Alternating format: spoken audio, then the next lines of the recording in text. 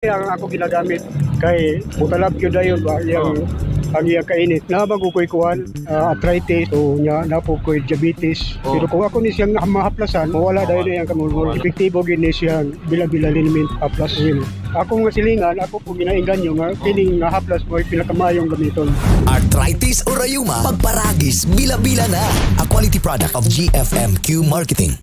Alang sa mas baskog ug mas maayong panglawas, gamit na sa mas epektibo ug mas gipakusgan nga Paragis Bila-Bila Plus Herbal Capsule ug Paragis Bila-Bila Liniment Oil, mga gama sa GFMQ Marketing. Kaysa Paragis Bila-Bila, dili na ka mag-agwanta pa. RPN Radio Philippines Network Radyo Ronda DXKS Surigao. Member, kapisanan ng mga broadcaster ng Pilipinas.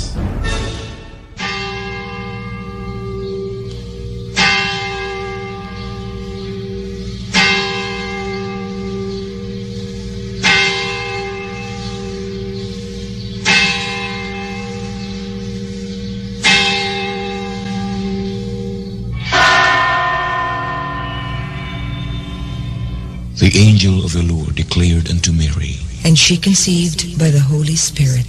Hail Mary, full of grace, the Lord is with thee. Blessed art thou among women, and blessed is the fruit of thy womb, Jesus. Holy Mary, Mother of God, pray for us sinners now and at the hour of death. Amen. Behold the handmaid of the Lord. Be it done to me according to your word. Hail Mary, full of grace, the Lord is with thee. Blessed art thou among women, and blessed is the fruit of thy womb, Jesus. Holy Mary, Mother of God, pray for us sinners now and at the hour of death. Amen. And the Word was made flesh, and dwelt amongst us. Hail Mary, full of grace, the Lord is with thee. Blessed art thou among women, and blessed is the fruit of thy womb, Jesus. Holy Mary, Mother of God, pray for us sinners now and at the hour of death. Amen. Pray for us, O Holy Mother of God, that we may be made worthy of the promises of Christ. Pour forth, we beseech you, O Lord, your grace into our hearts, that we, to whom the incarnation of Christ, your Son, was made known by the message of an angel, may by his passion and cross be brought to the glory of his resurrection, through the same Christ our Lord. Amen.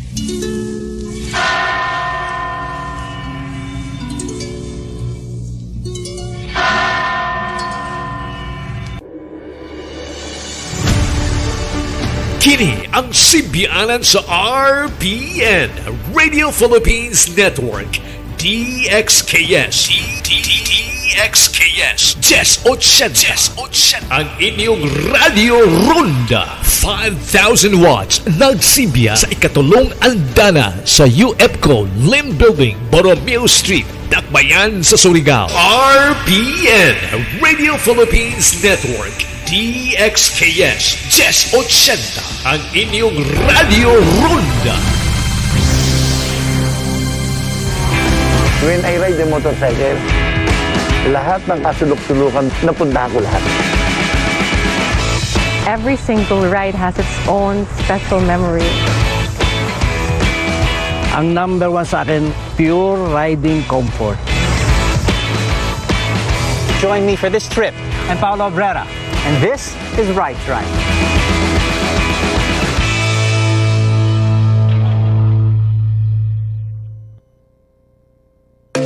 Aming bayan ng Rizal is known for our Noah's Ark. Pasyal po kayo dito sa Pandin Lake. It's a breath of fresh air talaga. Satisfy your Turon cravings but level up your Turon experience. Ang ubi ng San Pablo ay very creamy. Yung ating pong mga bisita, hanap po nila yung minudong gulay. Pag marami siyempre pumunta dito, makakapamili sila pag may nagustuhan sila. At mas mabilis din para sa ating mga turista na makapunta.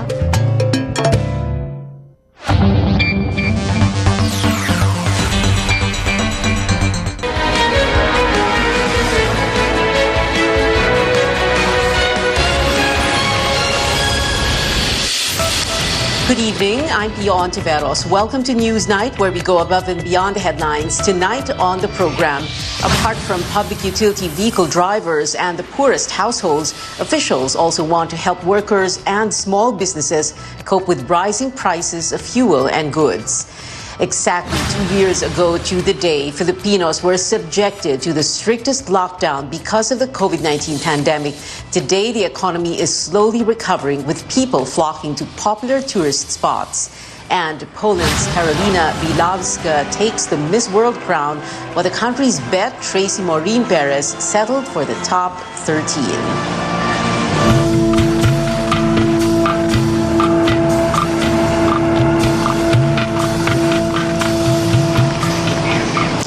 First, the fuel subsidy for PUV drivers, then the 200 peso monthly cash aid for the poorest households.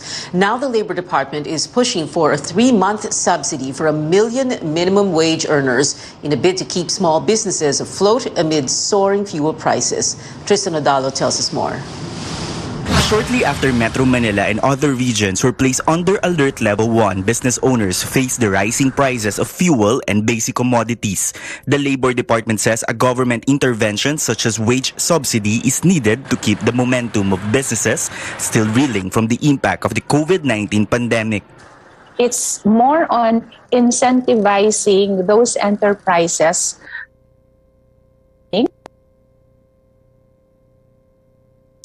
time saving and preserving the existing employment. The Labor Department proposes a 24 billion worth of wage subsidy for 1 million minimum wage earners.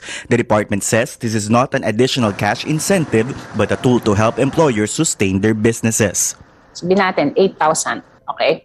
Tapos 14,000 yung monthly pay. So yung 14,000 minus the 8,000, yun yung magiging counterpart ni establishments.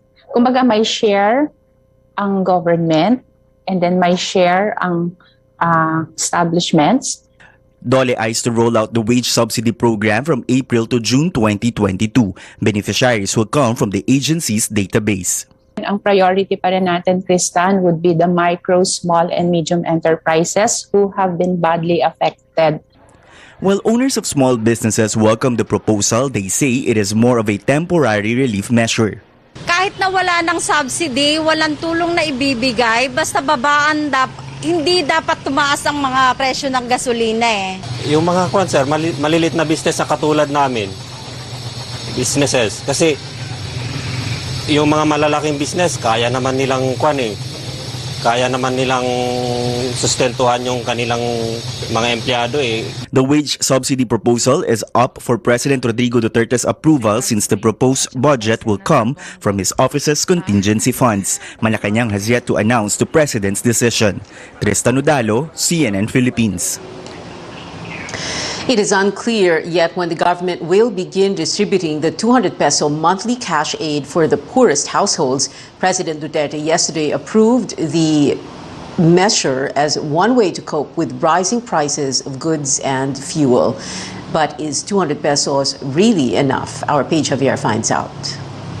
The cheapest rice you can buy is at 37 pesos per kilo. Galunggong, which has long dropped its image as the poor man's fish, goes for 100 per half kilo. Tilapia is at 60. Vegetables aren't cheap either. Eggplant, for example, sells for 80 pesos a kilo. Other food items often seen on the poor man's table, like noodles and sardines, are not cheap as well.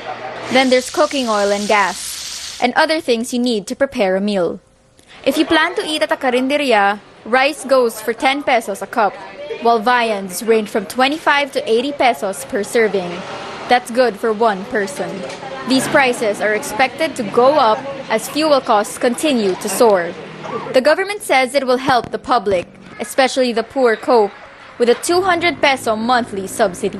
This roughly translates to 1 meal a month for a family of 5. For 52-year-old Emilita Abesha, this is definitely not enough. Kulang talaga yun sa 200. Isipin mo ilan kami kumakain. Siyam. Wala na kami mabibili. Kahit sa tuyo na lang, hirapan pa kami. Abesha's 8-person household mostly relies on conditional cash grants. She says expenses piled up after the death of their only breadwinner. It's a different story for 57-year-old Marlene Negru, who welcomes the extra help. She spends most of the cash grants on food. Makakatulong din siya. Dagdag. Kahit papano, kung may maidadagdag pa sila, malaking pasalamat din. Babaan na lang siguro yung mga presyo, wag nang masyadong mataas. Economic managers proposed the 200 peso aid instead of suspending the excise tax on fuel.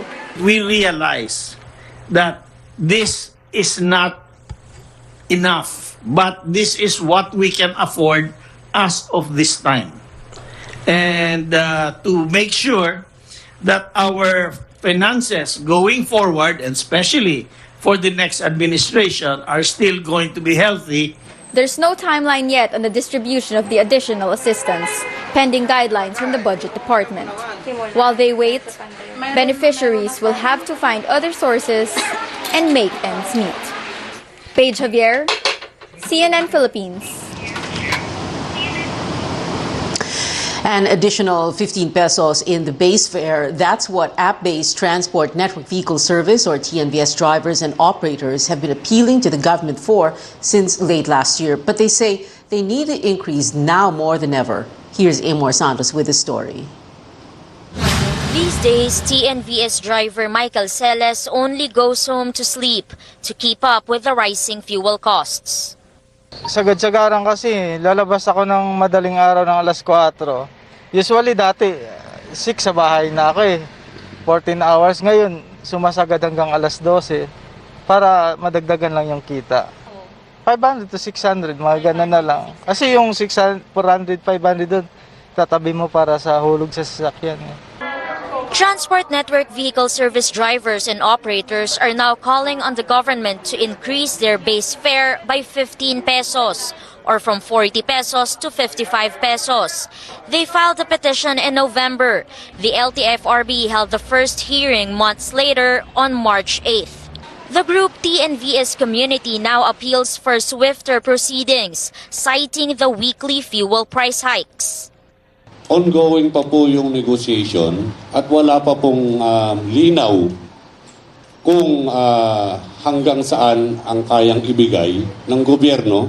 Nag-arrive po kami sa 15 pesos with the consideration of yung mga maintenance, with the consideration of gaano kahaba ang itinatakbo ng isang driver sa isang araw, gaano din po kalaki ang gasolinang kinukonsumo nila, at gaano din po sila naapektuhan ng pandemya.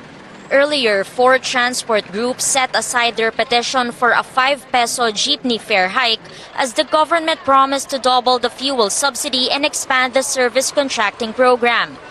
For the TNVS community, these are band-aid solutions. Kaya po yung 6,500, pag binigay sa amin ng isang buwan, 2 buwan, hindi po makakasapat. Yung 15 pesos po na hinihiling namin, ito po, long-term po ito eh.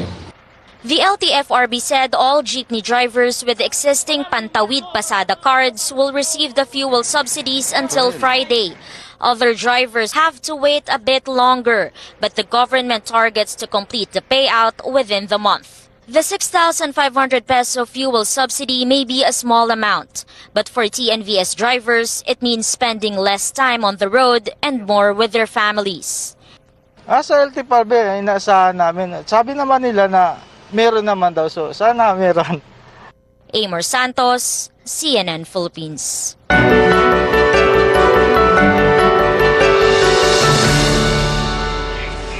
On this day, 2 years ago, the island of Luzon, home to over 15 million people, was placed on lockdown to contain the spread of COVID-19.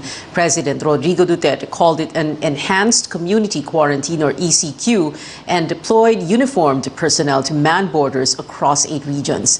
The months that followed cost the economy 4.3 trillion pesos and pushed more Filipinos into poverty and hunger. 2 years later, no more checkpoints, just vaccination cards and a nationwide push for more people to get immunized and boosted. And as Caroline Bonkin reports, it's again starting to get more fun in the Philippines. For the first time this pandemic, Norvin Balog and his friends are out swimming. From Laguna, they headed to San Juan, Batangas on its first week under the lowest alert level. Tinake opportunity na rin po namin para makapag-outing po kasi once in a lifetime na rin po kasi hindi naman po natin alam mo yung magiging future. They're just among many who are finally having a fun summer this pandemic. This is the public beach in La Ia, San Juan, Batangas, and this past weekends, this has been jam-packed with tourists. And in the coming weeks this summer, more visitors are expected as many restrictions have loosened up. Right now, we can safely say na talagang we are slowly getting back to normal. Under Alert Level 1, resorts no longer require antigen tests, only that visitors should be vaccinated. Transportation and establishment capacities can be maxed, and children may come as long as they're accompanied by vaccinated adults. Pre-booking is advised. San Juan, Batangas has 0 COVID cases for almost a month now, and they want to keep it that way as local tourism bounces back.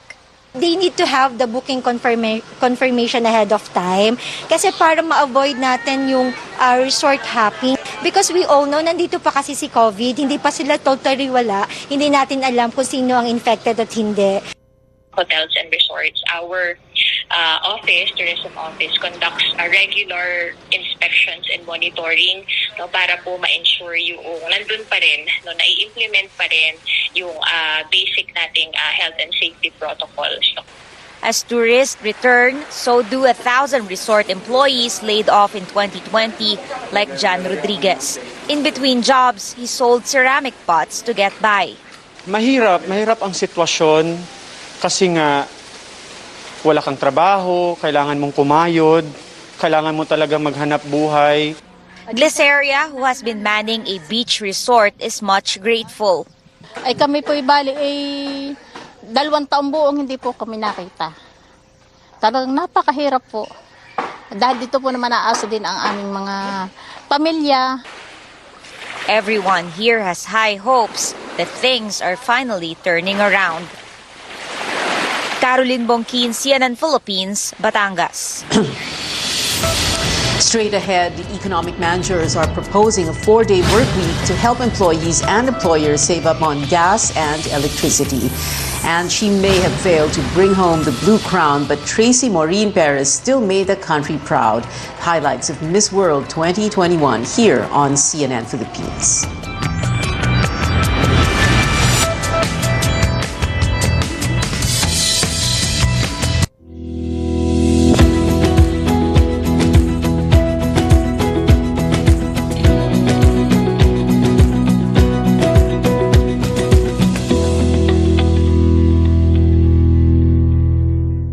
Bilib ako sa MX3 dahil ito ay napatunayang may alpha, beta, at gamma mangosteen. MX3 capsule helps avoid pain discomfort para iwas sakit. Tested and proven na low sodium, cholesterol-free, at fat-free. Dito ako sa tunay, natural, at original. MX3. Mahalagang paalala, ang MX3 capsule ay hindi gamot at hindi dapat gamiting panggamot sa anumang uri ng sakit. Encourage everyone to support former Defense Secretary Gilbert Gibo Teodoro as he runs for Senator. Gibo is not only an intelligent person but is also an honest public servant. With innovative yet carefully crafted ideas, he can surely help our country progress further once he gets elected to the Senate. Vote for him. Mabuhay ka, Gibo.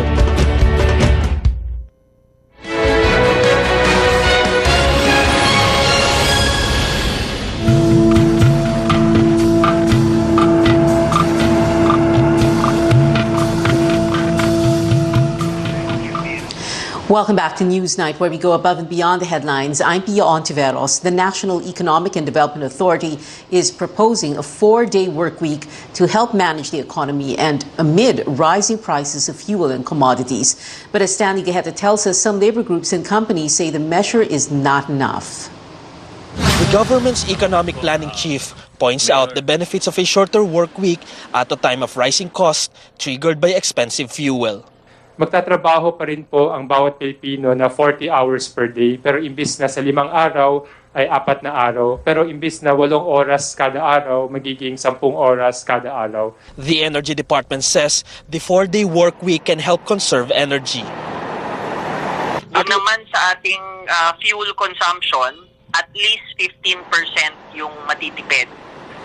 These figures are based on government data for government offices and facilities. There were similar proposals before the pandemic to ease heavy traffic. Authorities say a shorter work week will allow savings amid the rising cost of basic goods and commodities and fuel. In the meantime, the Labor Department says an adjusted work schedule should be a management discretion and not mandatory. A labor official says a flexible work scheme is in line with the labor code and there's no need for a new law to carry it out. Ngayon po, tumataas po ang presyo ng gasolina. Pwede po silang mag-implement ng compressed work week. Pwede po silang mag-implement ng flexible work arrangement katulad po ng 4-day work. On the other hand, some labor groups believe the country needs a holistic response, including an alternative to the oil deregulation law, the need for financial aid, wage increases, and price controls. The Trade Union Congress of the Philippines and associated labor unions say these concerns should go through consultations with labor management councils, trade unions, and the workers themselves. Second, they must be carried out voluntarily, and third, there must be a written agreement between labor and management. We are asking today for the President to listen to the workers, to get the perspective of the workers' plight. Nasa naman yung ambag ng employers? Protektado ang 8 oras na trabaho ng isang manggagawa. Hindi mo pwedeng galawin yan basta-basta. An employers group also doesn't believe the scheme would save on resources and energy since many companies operate 24/7. The trend worldwide now is reduction of working hours, not prolonging it. No? Okay? Yung efficiency will suffer, tapos yung sinasabing fuel savings, solve na lang nila yung traffic tsaka yung mass transportation. Stanley Gete, CNN Philippines.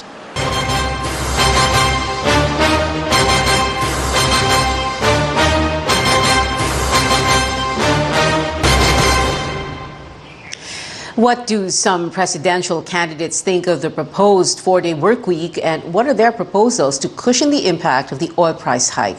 George Cahilas reports. Presidential aspirant Senator Panfilo Lacson supports NEDA's proposal to implement a 4-day work week. He said this is a good suggestion, but only if workers will be well compensated for the extended hours that they will render. Aside from saving fuel, Lacson says it is also an additional day that may be spent with the family. Maganda yun kasi at least matitipid na yung gasolina yung Friday hanggang Sunday. O at least yung Friday, mababawas yung 1 day. So ano naman yung cost noon sa common employees? Siyempre, matagal sa opisina, but then he or she can spend more time with the family pagdating noon ng Friday towards the weekend. Senator Manny Pacquiao, meanwhile, is pushing for the urgent convening of a special session of Congress so lawmakers can sit down and address the increasing prices of fuel. He also acknowledges the fact that the government cannot just simply suspend excise tax on oil, but he wants the fund collected be used immediately. Kailangan maglaan ang pamahalaan ng pundo at gamitin ang excise tax na nakulikta para mabigyan natin ng ayuda ang mga nasa transport sector. Labor leader Leody de Guzman is proposing another solution, that is to repeal the oil deregulation law. He also wants the government to secure another oil company. Mag-imbak na rin o magkaroon na ng parabang sariling gasolinahan ang ating pamahalaan. Nang sa ganon, siya ang magtatakda ng tamang presyong ibebenta ng iba't iba pang player ng petrolyo. George Cahiles, CNN Philippines. Meanwhile, Leody de Guzman says NEDA's proposed 4-day work week might lead to a decrease in wages. Well, heading to the campaign trail now, Manila Mayor Isko Moreno woos voters in the Visayas, where he took a swipe at candidates who skipped debates, while Vice President Leni Robredo visited the far-flung island province. COMELEC's first presidential debate, Manila Mayor Isko Moreno says he's reviewing some important issues while campaigning in the Visayas. Moreno reiterates that he will present himself as an applicant who will convince the public, his would-be employer, to hire him. As a voter, the mayor says he won't vote for anyone who's not willing to show up in the debate. Tapos pag may mga kaso ka pa, no? Tapos napatunayang may sala ka. O kailangan patunayan mo, nagbagong buhay ka na ba? Former Senator Bongbong Marcos is the only presidential candidate who won't be joining this weekend's debate. He also did not participate in CNN Philippines debate in February, but has attended one hosted by SMNI and granted several one-on-one interviews. Marcos was campaigning in Bataan on Thursday, where he received the endorsement of Governor Albert Garcia. Vice President Leni Robredo, meanwhile, is in Basilan. She arrived in the island province on Wednesday night via a fishing boat from Zamboanga. After a motorcade, she held a campaign rally, which, according to the organizers, was attended by some 45,000 spectators. Robredo was also officially endorsed by Basilan Representative Mujiv Hataman. Dahil malayo ang Basilan, mahirap pumunta, paminsan ang iba nadadala pa sa mga kwento na delikado, pero pag gusto, maraming paraan, pag ayaw, maraming dahilan. Paulo Barcelon, CNN Philippines. Senator Amy Marcos accuses poll technology provider Smartmatic of data security breach. The sister of presidential candidate Bongbong Marcos says the security breach supposedly happened when a contractual worker took out a work laptop and leaked its contents to a hacker group. The allegation comes months after a report by the Manila Bulletin claimed Comlex servers were hacked, which the poll body repeatedly denied. Nasa Facebook makikita ninyo sa isang XSOS na nasa Facebook, andun nakalatag kung ano-anong informasyon.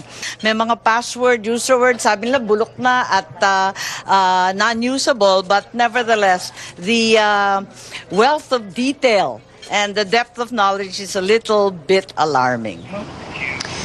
Comlec and Smartmatic both insist no such breach happened. Anyone can make this, document and post it on Facebook and say that this can possibly affect the 2022 elections. As far as Smartmatic is concerned po, especially kung ang pag-uusapan natin ay personal data breach na sinasabi na magkakaroon posible na epekto sa 2022 national and local elections, affirmatively, wala po. Wala pong ganyan. From the very beginning, sinasabi natin that COMELEC is fully in charge of the elections. We are confident that even in this particular case, walang naganap na hacking, and therefore we feel that there will be no impact of that alleged hacking on the election results for 2022. The National Bureau of Investigation is looking into the incident.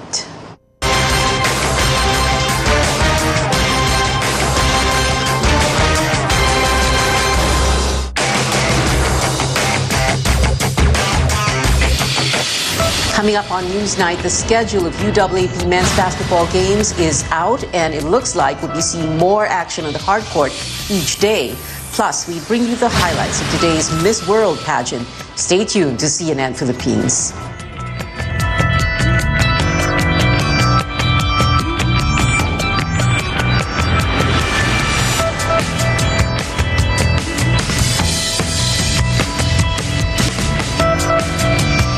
Samsung is breaking the boundaries of home entertainment. Introducing the Freestyle, Samsung's all-new portable screen. It's a projector, a smart TV, and a speaker all rolled into one. Enjoy a unique big screen experience wherever you want, whenever you want. Pre-order now until April 17 to get premium freebies.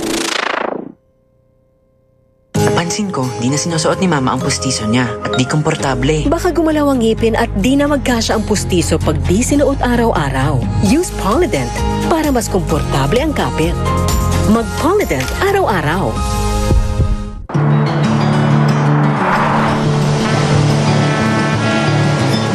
Sa umaga at sa gabi, sa bawat minutong lumilipas, hinahanap-hanap kita,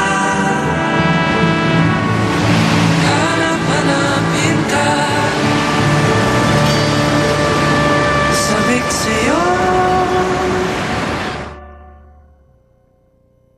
Pwedeng i-repair at i-protect ang sensitive teeth. Mabisa ang Sensodyne Repair and Protect para takpan at i-repair yung maliliit na butas to protect teeth laban sa ngilo. Ito ang recommended toothpaste ko. Ang galing!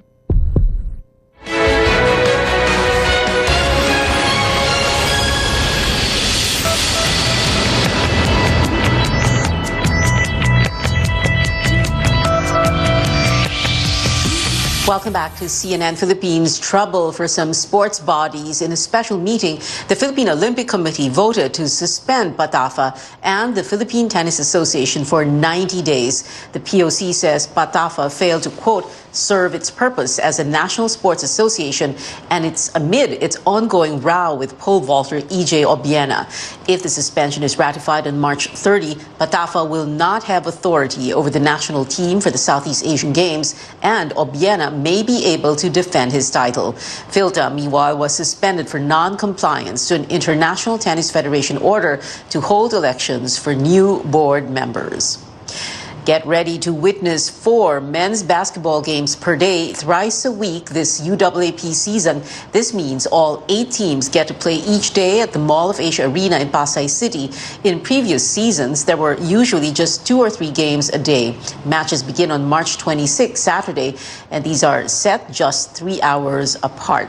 The Ateneo Blue Eagles will begin their bid for a 4th consecutive title as they face the UP Fighting Maroons for the season 84 opener. You can view the full schedule of first-round games on our social media platforms. Pageant news now. The race for the Blue Crown has ended with Poland taking the 2021 Miss World title. But as a pageant analyst says, the Philippines' bet Tracy Maureen Perez also put up a good fight. Pauline Versosa gives us details. From 97 delegates, it was just down to the top 40 candidates vying for the 70th Miss World crown in San Juan, Puerto Rico. Among them, the Philippines' very own bet, Tracy Maureen Perez, who secured her spot as one of the winners of the pre-pageant head-to-head challenge. She was also a finalist of the Beauty with a Purpose program with her project Para Kay Nanay, which aims to empower single mothers. An early pageant favorite, the 28-year-old stunner from Cebu dazzled in blue, earning her a spot in the top 13. And during a short Q&A, Perez imparted how she can use her journey to inspire others. If I told any of you my life story, my experiences, you would also probably wonder, how in the world did she get here? Well, you know what? I'm so much bigger. I'm so much stronger than all of the unfortunate things that had happened to me. And I know in my heart that all those experiences led me to this very day, to this very stage.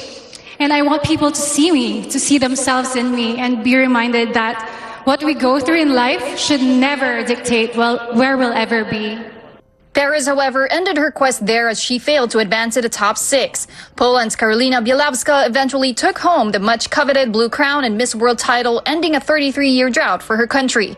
Shri Saini of United States was hailed first runner-up, while Olivia Yasse from Ivory Coast was named second runner-up. Perez may not have taken home the elusive crown, but her top 13 finish is the Philippines' highest placement since 2016. When she spoke in the Q&A, top of Q&A, I thought she would an easy shoe-in the top 6 because she told her life story in that 30-second answer. She was perfect. Her styling was perfect nung evening gown. Tapos nung opening segment, nung Dances of the World or yung opening segment nila, she was glowing in that national costume of Axel K. So there's nothing I would have wanted her to change. Okay. She was really meant for that moment. And unfortunately, it did not resonate well with the judges. As I've been saying, recalibrate tayo ng strategies for the next few years. Fans took to social media to congratulate the beauty queen for representing the country well, including 2013 Miss World Megan Young, who remains to be the country's only title holder in history. Pauline Versosa, CNN Philippines. Relive highlights from Coronation Night with the Miss World pageant replay later at 10 p.m. And that is it for tonight. Join me again on news.ph at 7 p.m. I'm Pia Ontiveros for Newsnight, where we go above and beyond the headlines.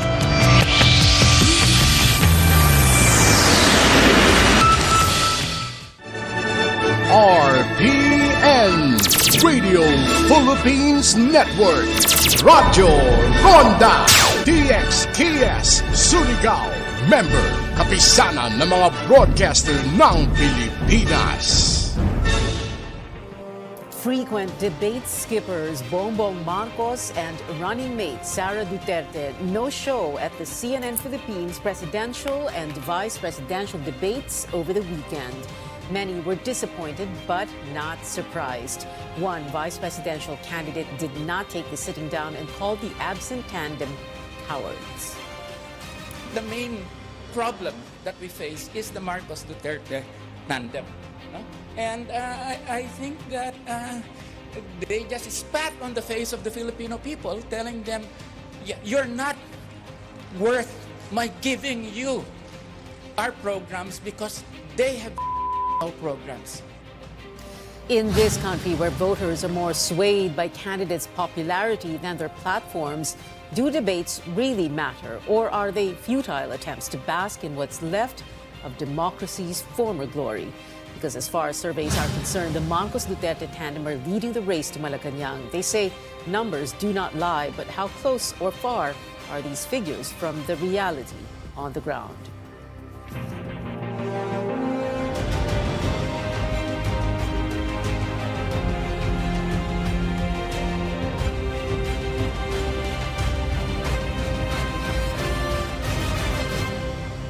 Good evening, I'm Pia Ontiveros. Welcome to your weekly political appointment fix, politics as usual. Our guests, political analyst Dindo Manhit and Octa Research fellow Guido David, joining us both via Zoom. Thank you very much, Guido and Dindo, and I'm really glad you're here on the show today. We're going to talk about, debates and surveys. So let's begin with this. Now, the question we need to tackle first is, will or does performance in a debate impact on survey rankings? Just over the weekend, we had the CNN Philippines vice presidential debate on Saturday, February 26, and the presidential debate on February 27, Sunday. When we talk about the surveys, we're talking about, well, let's call it now a pre-debate survey. We had the January 19 to 24 pulsation. We're going to bring it up on your screens in just a bit. BBM leading by 60, by many miles, not just by a mile, many miles, 60%, 60%.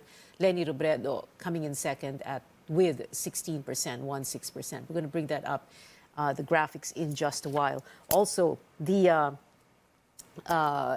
February 8 Octa survey. This is February 12 to 17 survey of Octa. Day 5 of the campaign. Kasi nag-umpisa ang kampanya, national campaign, February 8. So Octa's February 12 to 17 survey shows BBM at 55%, Leni Robredo at 15%. For VP Octa, Sara Duterte 43%, Tito Soto 33%. The Lilo survey also showing BBM at 64%, Leni at 16%. Ang haba ng intro. But again, Dindo and Guido, so the question is, will or does performance in a debate impact will it impact on survey rankings? Dindo? Of course, debates are very important in a democratic process because it allows us to understand the positions of major candidates, and not only the positions, but really what is in their heart.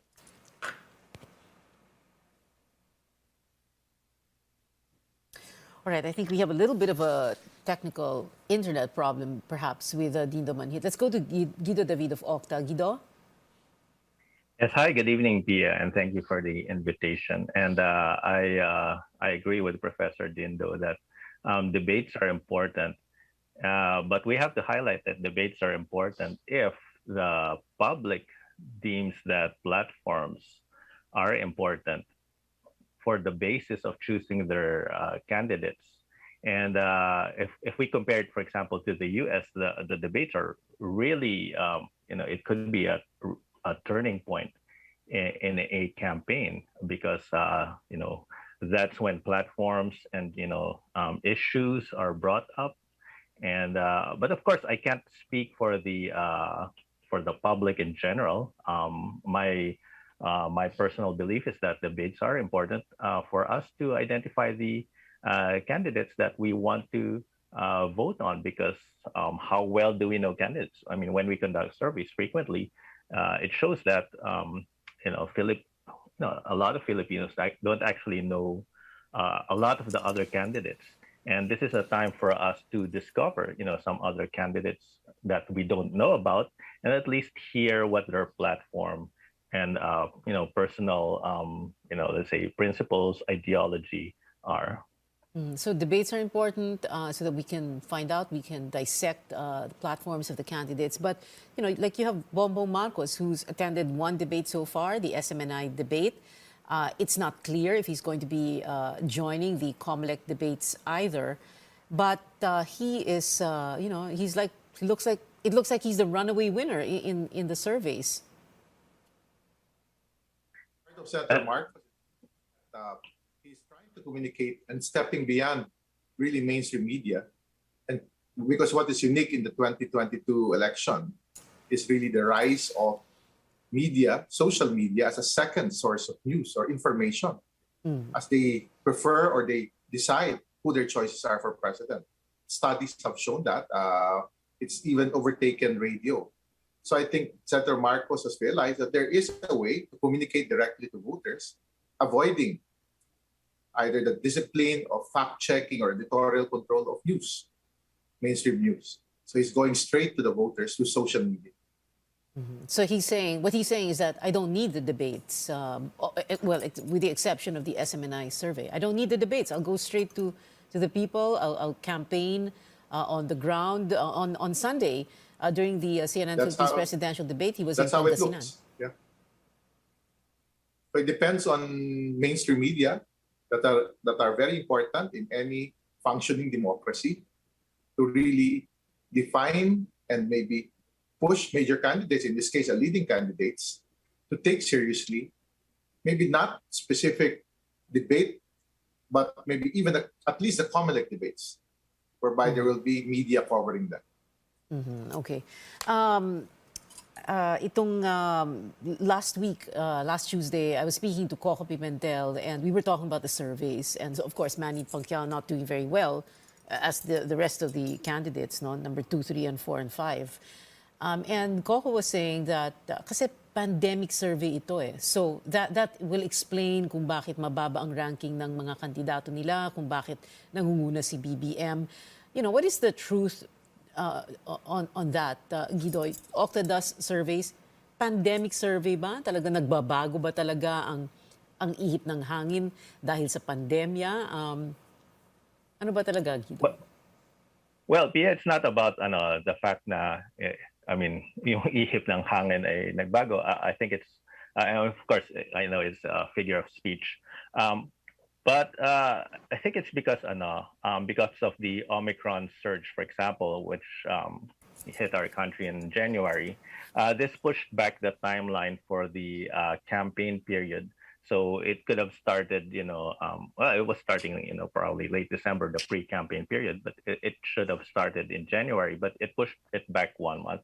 And although our survey was conducted February 12 to 17, you could say that it was just fresh off the start of the campaign period. And that's why, we have to, again, remind the public who are looking at the survey results that this is just a snapshot of the sentiment of the surveyed respondents at the time.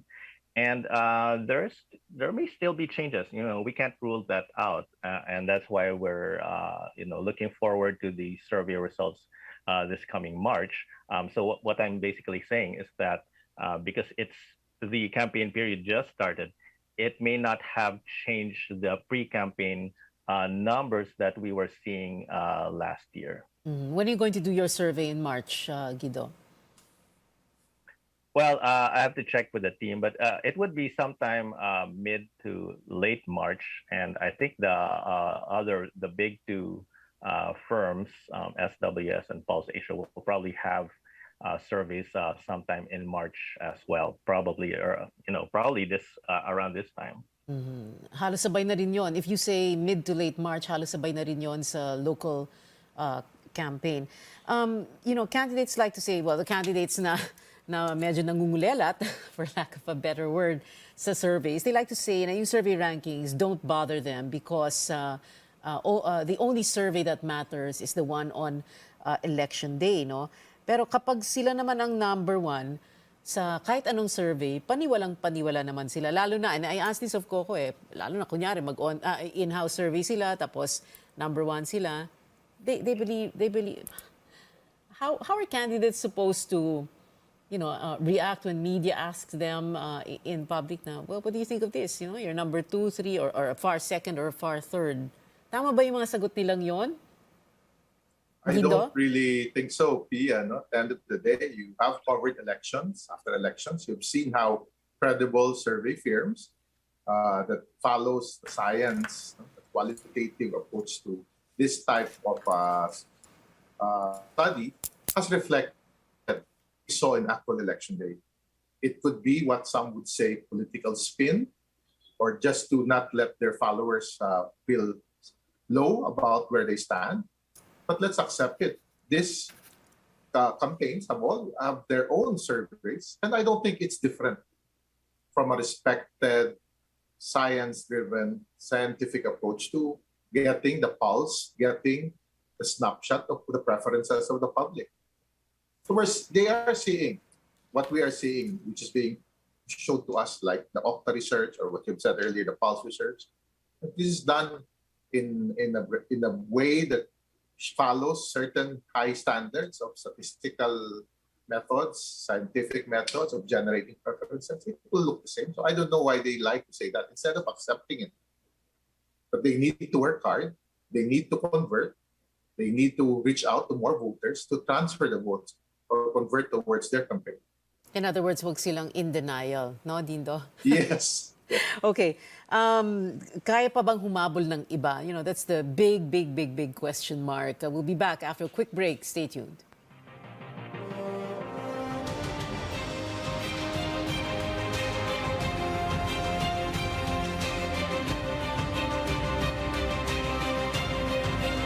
SMC, San Miguel Corporation. Bisag unsang industriya ang sudlan niini, tinguha sa SMC ang pag-uswag o paglambo sa mga Pilipino. Karon, gikan sa SMC, aniya na ang SMC Davao Cement. SMC Davao Cement. Gama sa Davao, para sa Mindanao. SMC Davao Cement. Ato ni Bay. Protektahi ang imong mga mata batok sa delikado ug makadaot nga ultraviolet nga silaw sa adlaw ug uban pa. Pinaagi sa pagsulob og eksakto nga prescription sa antiyohos o antipara. Likay ang mga simptomas sama sa hanap nga pananaw sa layo o duol nga basahon, sakit sa ulo ug uban pa nga makaapekto sa atong kahimsog nga ang hinungdan depekto sa atong mga mata. Alang sa kumpleto nga primary eye care, contact lenses, fashion eyewear, computer eyeglasses, sunglasses, accessories ug uban pa, adto kita sa AG Buñuel Optical Clinic. Ang AG Buñuel Optical Clinic nagpahinumdum kanato nga ang kahimsog sa atong mga mata usa ka prioridad nga angay ipa-check up kausa matag tuig aron pagsiguro nga luwas kita sa piligrong mga sakit. Pinaagi sa lisensyado og qualified optometrists nga maoy mo prescribe sa eksaktong kagamitan ug kung primary eye care ang paghisgutan. Duaw lang silang buhatan sa 3636 sa Nicolas Street, Surigao City ug adunay ilang extension office sa Aurelianida Street, Cantilan, Surigao del Sur. Ayaw kalimti higala, AG Buñuel Optical Clinic. Ang AG Buñuel Optical Clinic doon na branch dito sa lungsod sa Dapa sa may Lupis Haina Street, Poblasyon Dapa, Surigao del Norte. Ang AG Buñuel Optical Clinic dinhi sa siyudad ng Surigao no transfer na sa bag-ong location sa Nicolas Street Ragyahapon, tapad sa Garcia Hotel at bang sa Unicity. Ang Riverside Parts Master Incorporated na silang bagong location sa Dalan, Burgos ning atong syudad. Mahimo niyong tawagan sa telephone number 231-7478 or 826-3663. Mga produkto nga inyong mapalit, genuine, Makita Power Tools sama sa planer, drill, grinder, Triton Paints, construction supplies, angle bars, flat bars, GI pipes, automotive spare parts, Firefly electrical devices sama sa switches, bulbs ug outlets. Adto ang Riverside Parts Master Incorporated sa ilang bagong pwesto sa Dalan, Burgos ning syudad. Makahangyo ka o makabarato pagyod diha sa Riverside Parts Master Incorporated. RPN Radio Philippines Network, Radyo Ronda DXKS Surigao, member kapisanan ng mga broadcaster ng Pilipinas.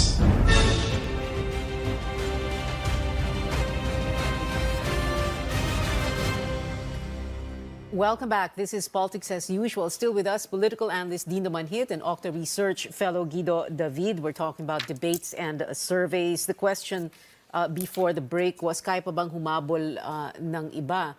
Because, for example, Lenny's campaign will say, uy, nag-plus 1%. No?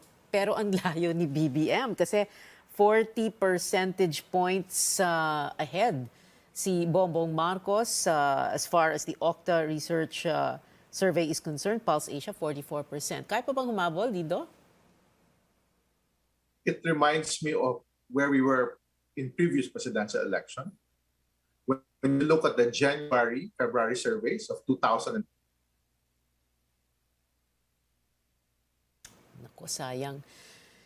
Medyo may problema tayo sa signal ni Dido. We're going to get back to him in just a bit. But before that, let's go first to Guido David, who is also joining us via Zoom. Guido, ano bang mga statistical probabilities or improbabilities, if I might say so, for yung, kunyari, si Lenny, no, na humabol pa siya kay BBM? Yes, Pia. And I think what Professor Dindo was about to say was that if we're looking at past election results, sometimes there's still a leading candidate even until mga February or even March can still be overtaken.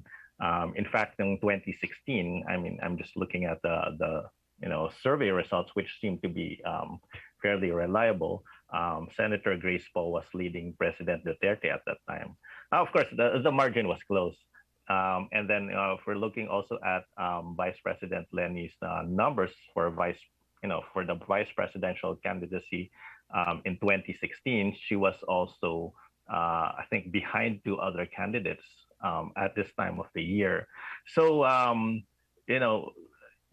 you can say na tapos ng laban. And as they say, that the true survey, the real survey, will be done on May 9th. Pero, of course, if we are looking at these numbers, we have to say na, I mean, we have to be honest na their work is cut out for them. I mean, they have to work really hard to get their numbers higher if they want to catch up the leading candidate. I mean, for vice president, it's much closer. Pero for president, it's you can say tapos na, but like I said, they have to work hard at it. Pero ano yung lamang ni Grace Poe noong 2016? Like you said, hindi rin ganong kalaki. Not like, I mean, it's not like this. It's 40 to 40 percentage points, diba? Yes. In fact, it was probably less than 5% yung lamang ni Senator Grace Poe at that time. But still, the point was that there could still be some changes. Yes, 40-45% is a really overwhelming margin of lead. But there could still be, I mean, there are sometimes inflection points in a campaign period, and a certain event may cause certain changes. We don't know if that will happen. So I think the last thing that they'd want to do is give up, or at least just maintain status quo. I mean, kumbaga, if like playing a game of basketball, kung malaking lead ng kalaban mo by the second or third quarter, you really have to push hard. You can't just play your standard game.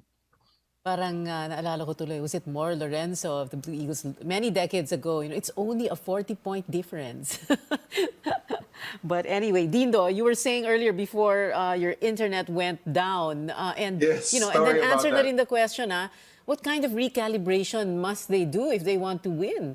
Because apparently something's wrong somewhere, right? I mean, they cannot say na, okay kami, okay yung kampanya namin, we will overcome this like in 2016. 2016 is not 2022, right?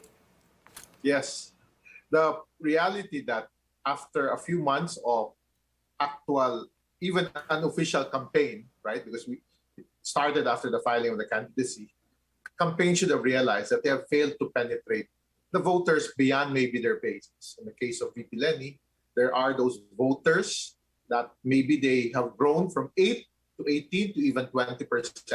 We've seen those numbers. But can they go beyond that? Because Marcos is within that 50 to 60% mark. So I really see a possibility of a Marcos landslide or a very tight race that we will see Lenny, VP Lenny, maybe Isko, maybe gaining in their different bailiwicks. And we can see where we were in 1992, whereby former President Fidel V. Ramos won with a 24% victory. So things could happen. because we are at February surveys. My analysis will be different when maybe we are in April and we still see these numbers.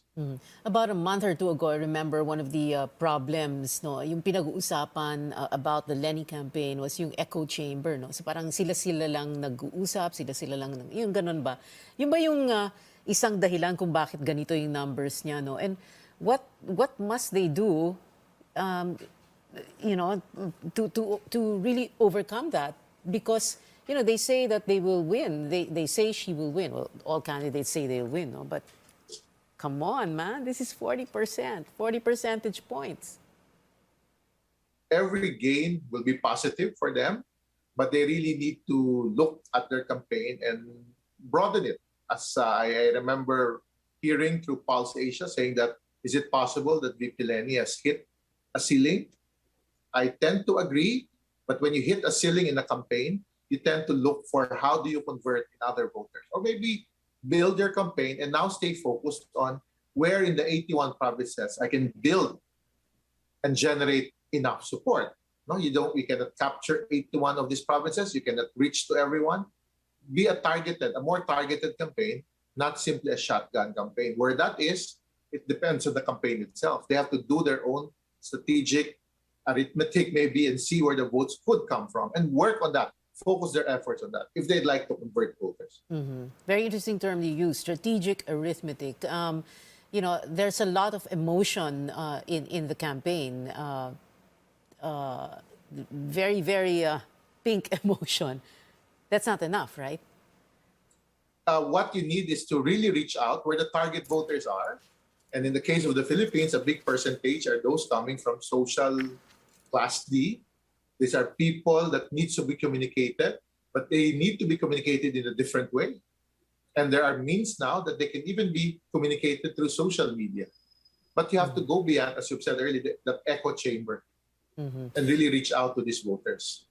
About 2 months ago, I think that November, December, there was that point in the campaign na lumabas na yung mga volunteers were saying, alam nyo, dapat ang kausapin natin yung ating mga kasambahay, yung mga Class DE.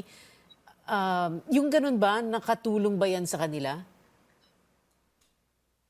Any opportunity to talk, not really to look down at this social class. Why define them as kasambahay? The reality, these are Filipino voters being challenged by low income, more so now, 2 years into a pandemic where we are suffering from the economic consequences of this continuing health crisis. You cannot look down at them by basically trying to reach out to them emotionally, that maybe we can really build something together, work with a candidate that can truly be the one that can improve their lives. We have seen data that shows, and we have commissioned some questions with both Pulse Asia and Social Weather Station, that they want somebody who's pro-poor, somebody that is honest and trustworthy, somebody that is not corrupt. So can other candidates offer themselves that? Because right now it seems that is Mr. Marcos. Yeah, pro-poor, honest, not corrupt, and if the surveys are to be believed, then people are thinking that is BBM. Yes. Right? Okay. That's why. Yeah, because he builds his narrative on that argument. So you have to counter that narrative. You have to challenge that narrative, and maybe try to put some doubt on that narrative. Challenging, countering, or putting doubt on that narrative, was it enough for Lenny to say, sinungaling kasi siya?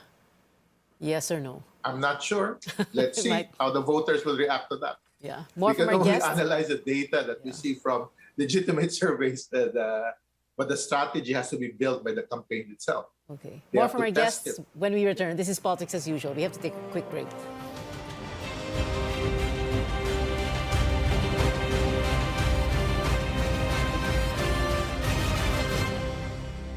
This is the final stretch of Politics as Usual. Our guests, political analyst, Professor Dindo Manhit, and Octa Research Fellow, Guido David. Guido, you know, some people like to say na may mga online surveys, yung mga surveys na ginagawa sa daan. Pero there are legitimate survey firms, right? So give us give people a reminder, no? Which surveys should we believe in? Yes, and Pia, there's nothing illegal about conducting your own survey. For example, I can survey my own household or my group of friends, my students, people that I know. But when we conduct surveys like this, and this is not far from what we're seeing, for example, in Calya surveys, how representative is this of the voting population? And that's the difference between a proper methodology, which which is properly sampled, because we could take 1,000 people and survey them, but if they're from the same demographic, this will not project to the voting population, and that's why the established firms conduct face-to-face surveys. Firstly, we make sure that the respondents are registered voters and they are in the Philippines. They're not answering online from somewhere from outside the country, and that they're legitimate respondents, and that they will and because of the sampling, we can project this to the entire population and get a reasonable margin of error with for the projections. So online surveys and Calya surveys will not be representative, because online sometimes you could have multiple accounts responding to the survey, and there, like I said, if it's not representative, then it may not project properly and be a good guide. I mean, and let's remember, as Professor Dindo mentioned a while ago, I mean, it's really for the end user, for the candidates themselves, so that they can recalibrate properly if they have to make adjustments to their strategies, and not just go for the status quo. Okay, very quickly now, we have a minute to go, and my last question would be this: in the weeks preceding the deadline for filing of COCs last October, ang pinag-uusapan, what they tried to do was to unite Lenny, Isko, Manny, and Ping, and of course they didn't.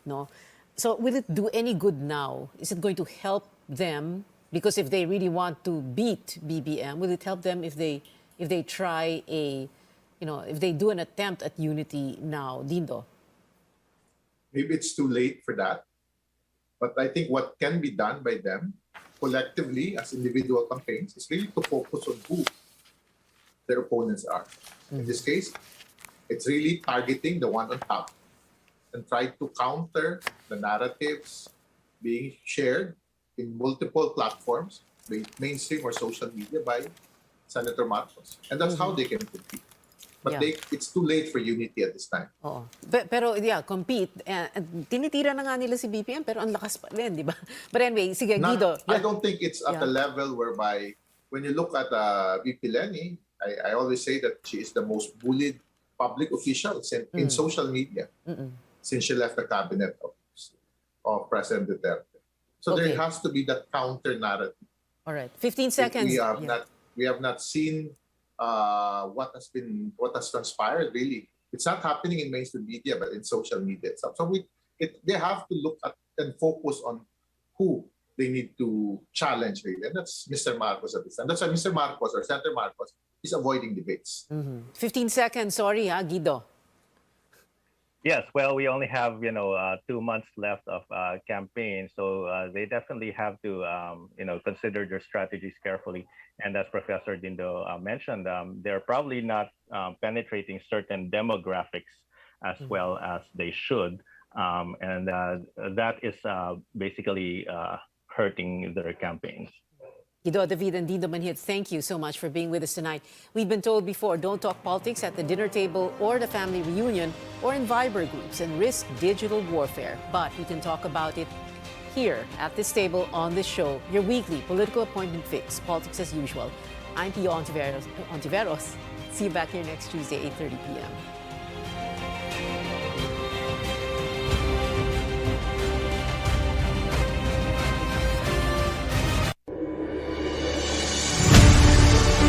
Kini ang simbianan sa RPN, Radio Philippines Network, DXKS